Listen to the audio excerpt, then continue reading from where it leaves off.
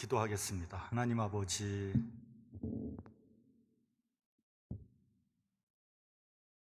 부족한 자를 단위에 세웠는데 하나님 전하고자 하는 그 말씀을 잘 전할 수 있도록 주께서 함께하여 주시옵고 함께 은혜 받는 귀한 시간 되도록 도와주시옵소서. 이 시간 성령께서 역사하는 시간이 되도록 함께하여 주시옵소서. 예수님 이름으로 기도드렸사옵나이다. 아멘. 네, 인간이 동물과 다른 점은 이성이 있다는 겁니다.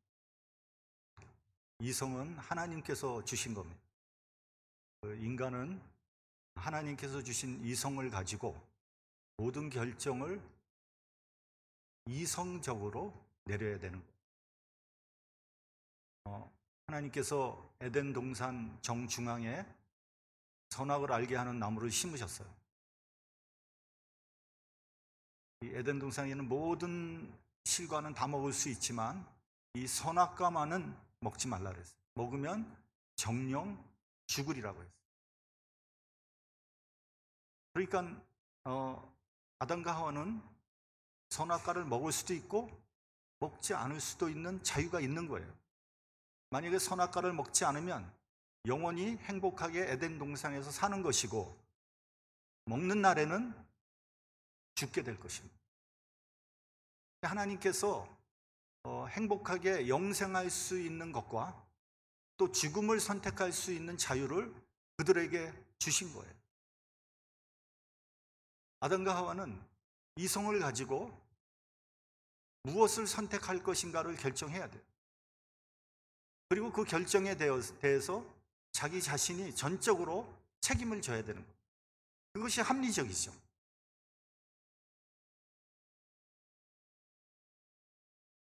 그런데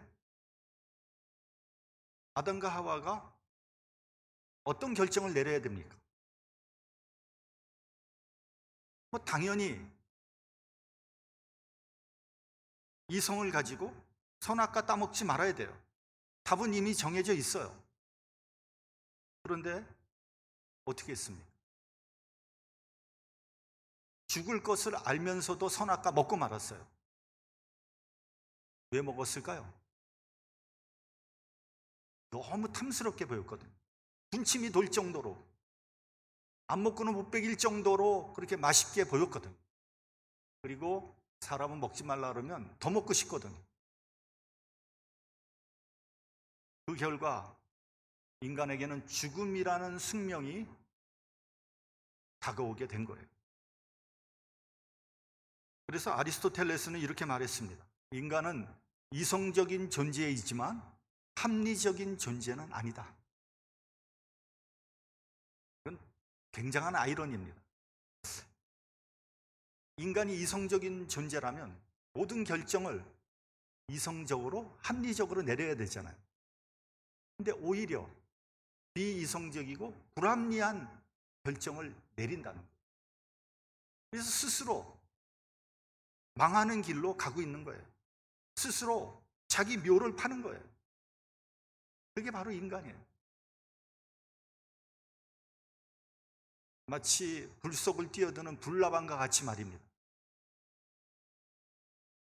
그럼 이성에는 여러 가지 기능이 있습니다. 그 중에 몇 가지 기능을 제가 여러분과 같이 한번 나누겠습니다. 첫째는 이성은 판단하고 비판하는 기능이 있어요. 어떤 일이 옳고 그른 것 판단할 수 있죠. 그 일이 잘 됐는지 못 됐는지 판단할 수 있어요. 그 일이 잘 됐으면 왜 잘 됐는지, 그 일이 잘못됐으면 왜 잘못됐는지, 어디서부터 잘못됐는지 판단하고 비판할 수 있습니다. 이것은 이성의 굉장히 좋은 기능이에요. 그런데 여러분, 이 이성이 병들면 어떻게 되는지 아세요? 자신은 비판하지 않고요, 남에게만 날카롭게 비판하게 됩니다. 자신에 대해서는 그렇게 관대할 수가 없어요. 자신이 잘못을 저지르는 거 다 이유가 있는 거예요. 어쩔 수 없는 거예요.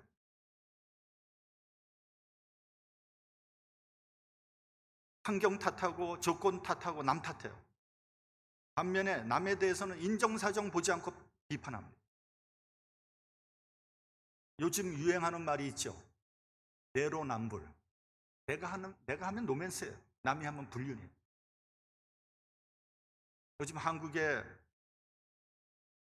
정치인들 내로남불의 극치예요. 그렇게 자기중심적이고 자기 방어적일 수가 없어요. 국민을 바보로 하는 것 같아요. 얼마 전에 한국에서 부동산 문제로 얼마나 시끄러웠습니다. 부동산 값이 천정부지로 뛰고요. 월급쟁이들은 평생 돈을 모아도 서울에 있는 아파트 한 채를 살 수가 없어요. 불가능해요.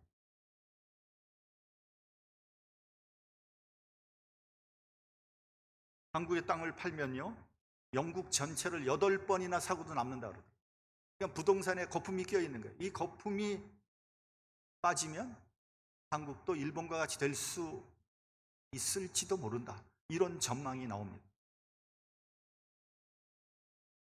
그런데 한국의 정부 고위 관료들 그리고 국회의원들 거의 전부 다가 강남에 똘똘한 아파트 한 채씩 다 가지고 있어요. 그러니 부동산 정책이 제대로 될 리가 없는 거예요.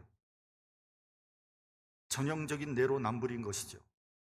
근데 여러분, 정치인들만 내로남불입니까? 우린 어떻습니까? 우리도 마찬가지예요. 나에게는 또 한없이 관대합니다. 근데 남에게 대해서는 칼날같이 날카롭게 비판하고 있습니다. 남의 잘못이나 약점을 어떻게 그렇게 잘 끄집어내서 비판하는지 몰라요. 그 사람의 좋은 점도 얼마든지 많은데 하필 나쁜 점만 끄집어내는 거예요. 참 제주도 비상해요. 남의 잘못에 대해서 거품을 품으면서 비판하는 사람들에게 딱 한마디 하고 싶어요. 너나 잘하세요.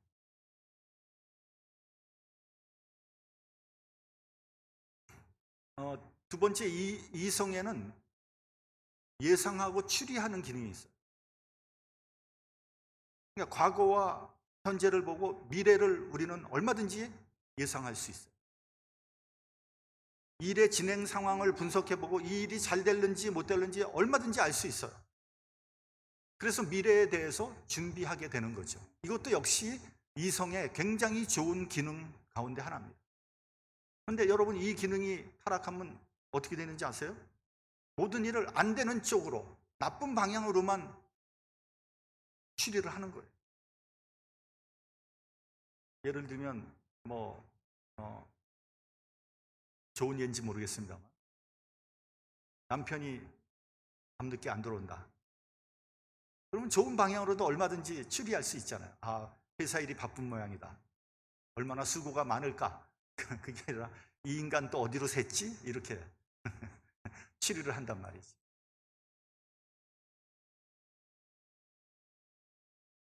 그래서 저 사람은 안 돼.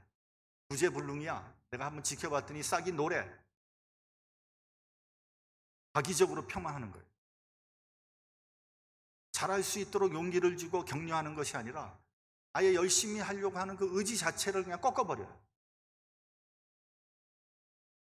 추리하고 예상하는 능력을 잘 쓸 때 그 사람에게 발전이 있는 거죠. 잘못 쓰면 퇴보만 있을 뿐이에요. 이성의 또 하나의 기능은요, 절제하는 거예요. 이 일은 더 이상 하면 안 되겠다. 절제하잖아요. 우리가 본능대로 우리 욕심대로 살면 안 되겠다. 절제하잖아요. 근데 많은 사람들이 자기 욕심대로 살거든요. 이것은 많이 배우고 적게 배우고 교양이 있고 없고 이런 문제가 아니에요.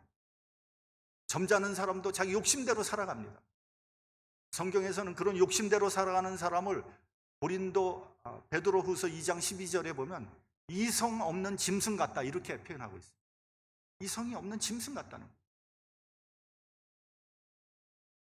근데 사실 욕심대로 살아가는 사람들 짐승보다도 못한 거예요. 어떤 사람의 미래와 현재를 보면 과거와 현재를 보면 그 사람의 미래를 짐작할 수 있어요. 게으름을 부리고 판판이 노는 사람, 그 사람의 앞날은 보나마나 빤해요. 반대로 열심히 노력하며 미래를 준비하는 사람은 반드시 성공할 수밖에 없어요. 요행수는 없습니다. 요행이 나는 성공할 수 있겠지, 그런 건 없습니다.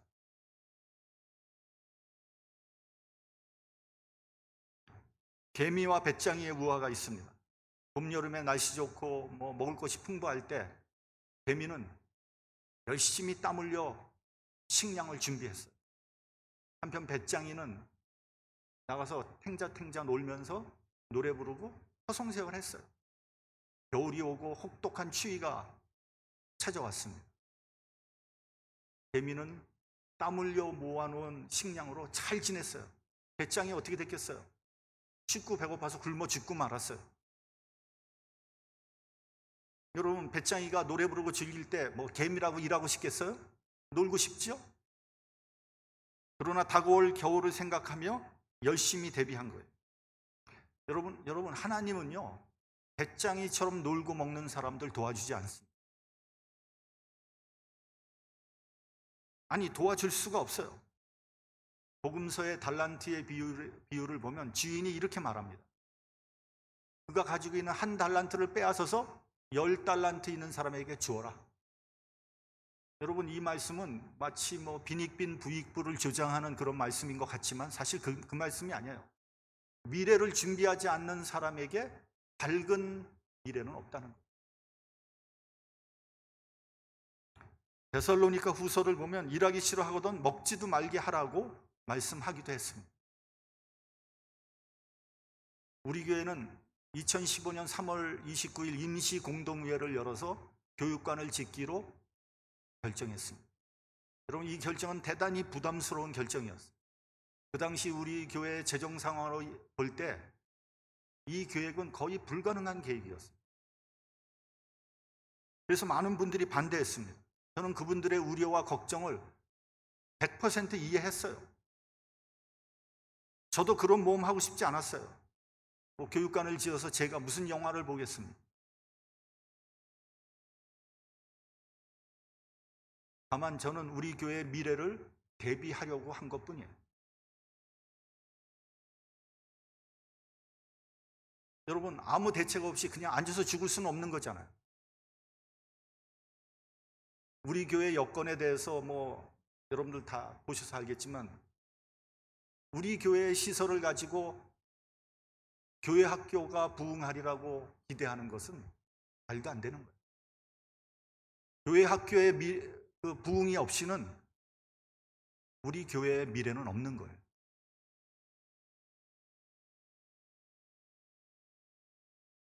그래서 할 수 없이 기도하면서 어려운 결정을 내렸던 거죠.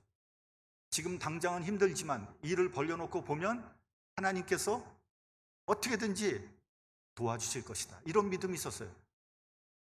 진짜 결국 이루어졌어요. 제가 일일이 다 얘기하고 싶지 않습니다. 하나님께서 어떻게 도와주셨는지. 전혀 예상치 못한 데에서 몇만 불씩 헌금이 들어왔어요. 평소에는 그런 게 없어요. 이상해요. 하나님이 일을 벌려놓으면 하나님이 도와주세요.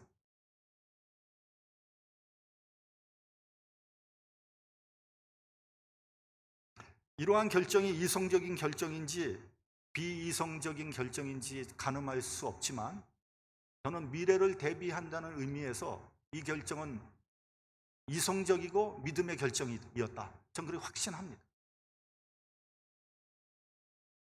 지어놓고 보니까 우리 2세들과 주일학교 어린이들이 너무 좋아요.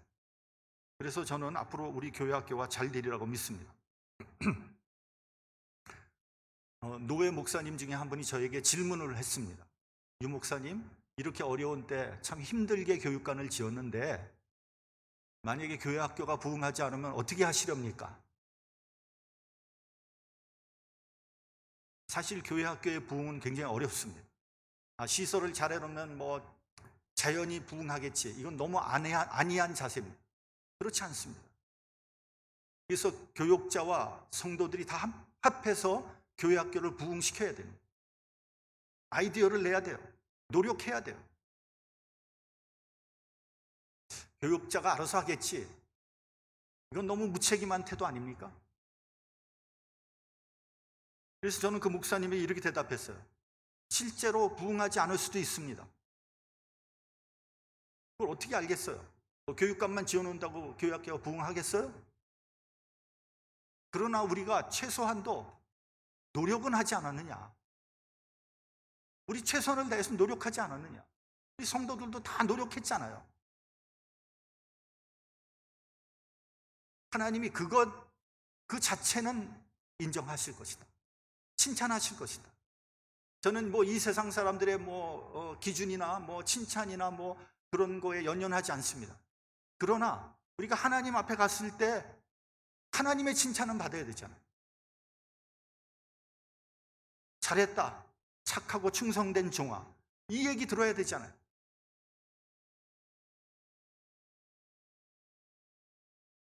여러분, 이 세상에서 성공한 사람들은 어떤 사람들인가를 연구 조사한 것이 있습니다. 여러 가지 요소가 있습니다만, 성공은 보통 우리가 생각해 어떤 환경이나 조건, 어떤 지식이나 운, 이런 것이 좋은 사람들이 성공한 것이다. 이렇게 생각하는 경향이 있어요. 근데 성공한 사람들에게는요, 그게 독특한 성품과 태도가 있다는 거예요. 말씀드렸지만 성공하기 위해서는 여건이 좋아야 된다. 그렇게 우리가 생각하잖아요. 그래서 좋은 환경에 태어나서 좋은 부모 만나서 공부 잘하고 좋은 학교 나와서 거기다가 연줄을 잘 타면 운까지 좋다면 성공할 수밖에 없죠. 저도 동의합니다. 그런데 실제로 연구를 해봤더니 성공한 사람들 그렇지 않았더라는 거예요. 가장 여러 가지 요소인데 그 중에 가장 중요한 게 뭔지 아십니까? 주도성이에요. 주도성. 영어로 프로액티비티라고 그러는데,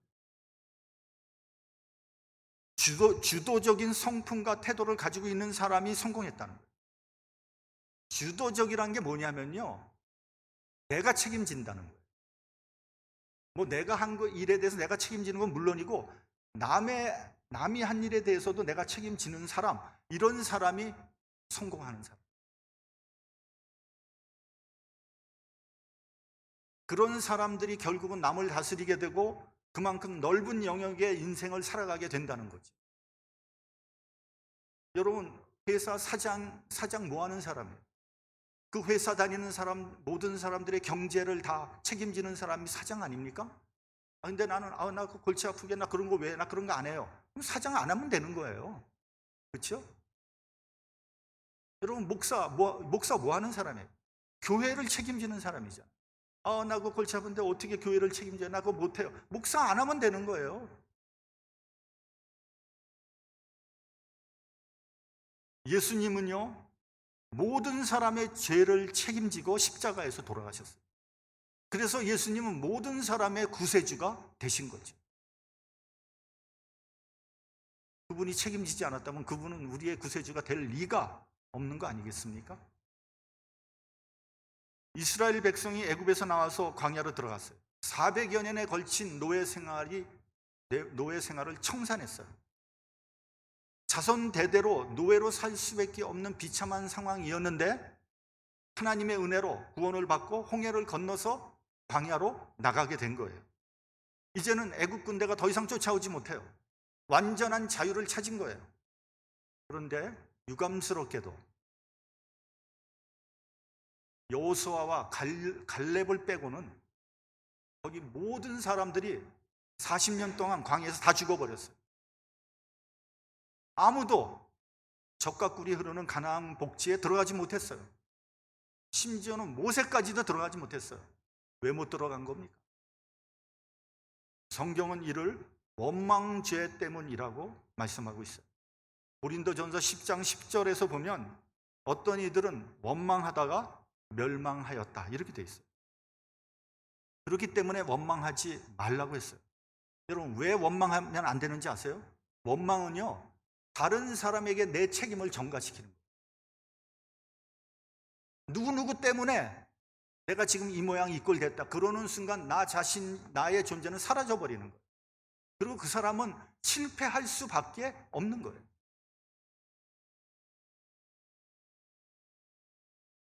우리 본문 1절을 같이 봉독을 하겠습니다. 본문 1절. 시작. 이스라엘 자손의 온 회중이 엘림에서 떠나 엘림과 시내산 사이 신광야에 이르니 애굽에서 나온 후 제2월 15일이라. 본문에서 보니까 애굽에서 나온 후 2월 15일이다 이렇게 되어 있어요. 근데 여러분 정확히 애굽에서 나온 날짜가 언제냐면요 1월 15일이에요. 그러니까 딱 한 달이 지난 거예요. 본문 그 2절을 보니까요 이스라엘의 온 회중이 광야에서 모세와 아론을 원망하였다 이렇게 되어 있어요. 그러니까 한 달 만에 원망이 터져 나온 거예요. 왜 원망한 것인지 아십니까? 먹을 것이 없었어요. 그러니까 애굽에서 떠난 지 한 달이 지나니까 그동안 가지고 나왔던 모든 식량이 다 떨어져 버린 거예요. 그들은 이렇게 말합니다. 우리가 애굽 땅에서 고기 가마 곁에 앉았던 때와 떡을 배불리 먹었던 때, 그때가 좋았다는 거예요. 괜히 광야에 따라 나와서 굶어 죽게 되었다. 이렇게 불평을 하는 거예요. 근데 이 말을 그냥 그 말 그대로 우리가 생각해 보면 이들이 그 애굽에서 살 때는 되게 좀 꽤 잘 살았던 것 같아요.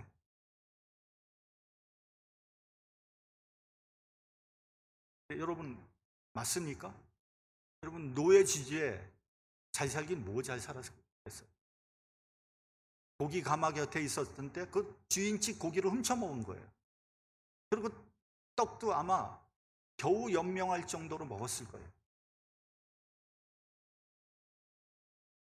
우리 부모님 세대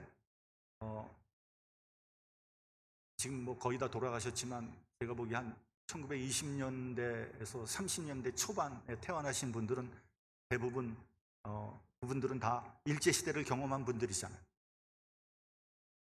그분들이 이제 종종 그런 얘기를 합니다. 그래도 뭐 일제시대에 살았을 때가 좋았다. 여러분 그런 얘기 많이 들어봤을 겁니다. 이게 똑같은 심리 상태거든요. 좋기는 뭐 좋습니까? 정말 일본 사람들한테 그렇게 무시당하고 노예살이 한 거 아니에요?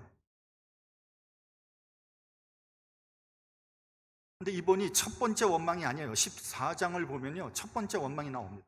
애굽의 바로가 변심을 해서 병거 600승을 끌고 군대를 이끌고 이스라엘 사람들을 추격해 오지 않습니까? 그리고 앞에는 홍해가 가로막혀 있었어요.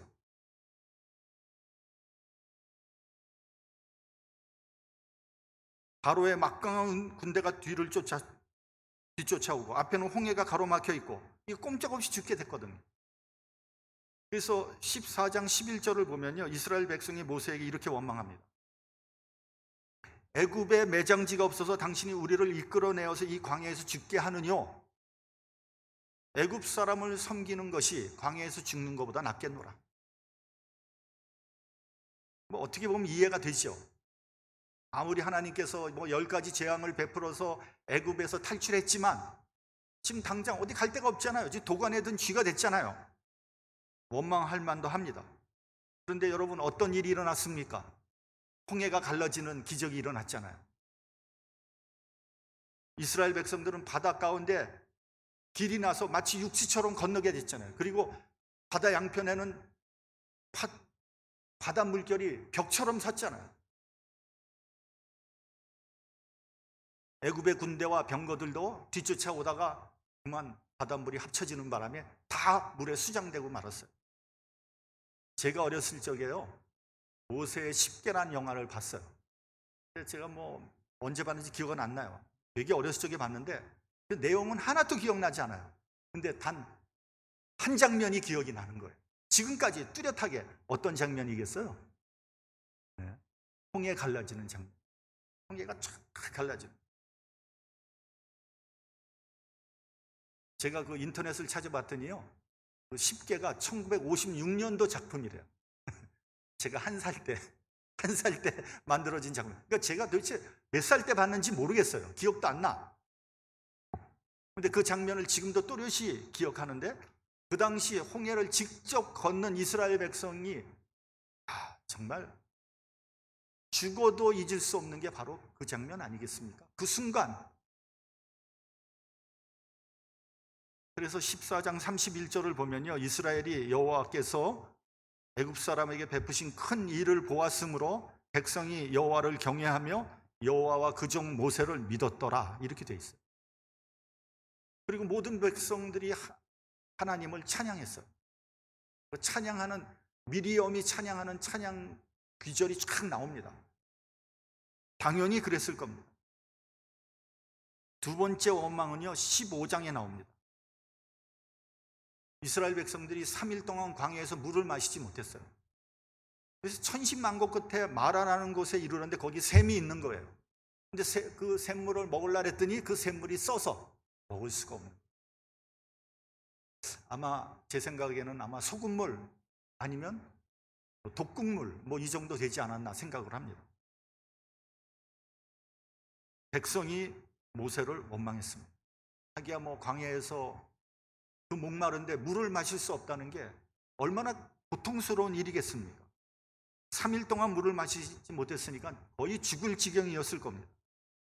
이해가 됩니다.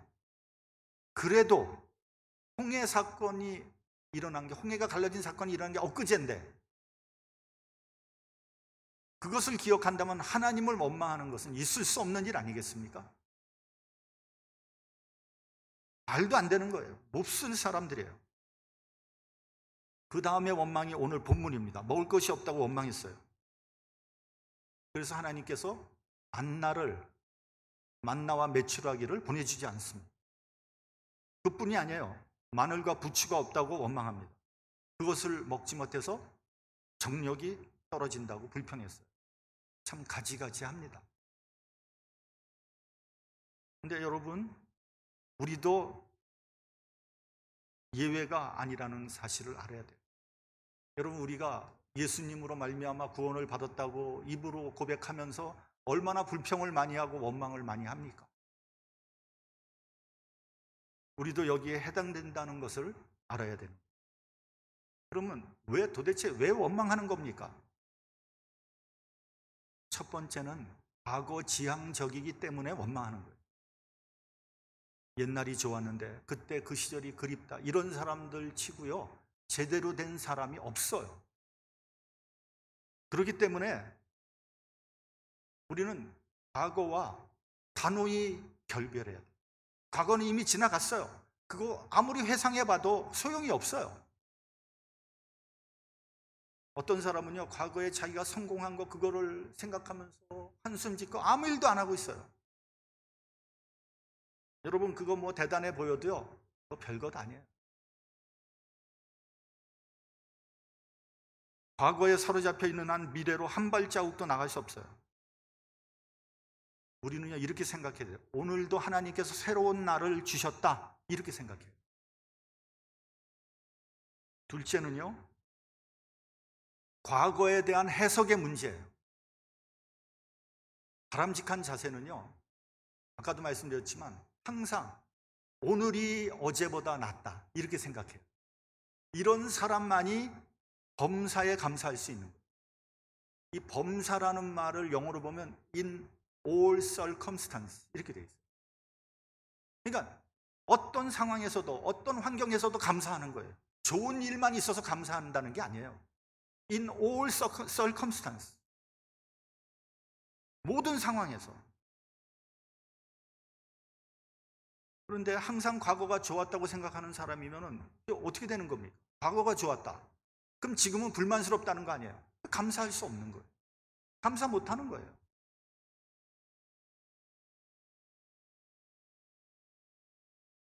이성적으로 병들은 사람. 그러니까 구원받은 엄청난 간격은 깡그리 잊어버리고 이 이스라엘 사람들처럼 고기 한 점에 목을 메고 있는 거죠.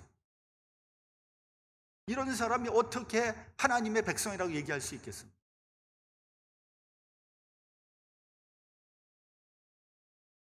여러분, 말이야 바른 말이지 노예로 배부르게 사는 것보다 배고파도 자유인으로 사는 것이 훨씬 나은 거 아니겠습니까? 마지막으로 하나님의 약속에 대한 믿음이 부족한 거예요. 우리가 무슨 일이 있더라도 하나님의 약속만은 믿고 전진해야 되는데 그 믿음이 부족한 거예요. 여러분, 이스라엘은 노예였습니다. 노예에서 벗어나 자유인이 되었어요.